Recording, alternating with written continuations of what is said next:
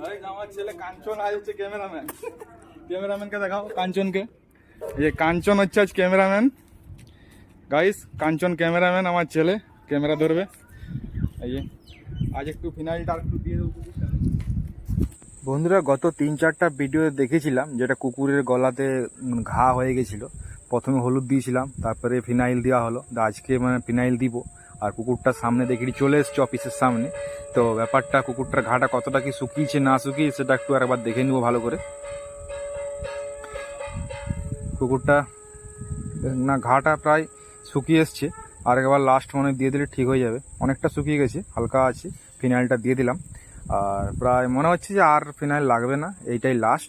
এটা দিলেই ভালো হয়ে যাবে। তো এটা একটা খুশির খবর যে কুকুরটা অনেকটাই ভালো হয়ে গেছে, সুস্থ হয়ে গেছে। তো যাই হোক, মানে এটাই ভালো।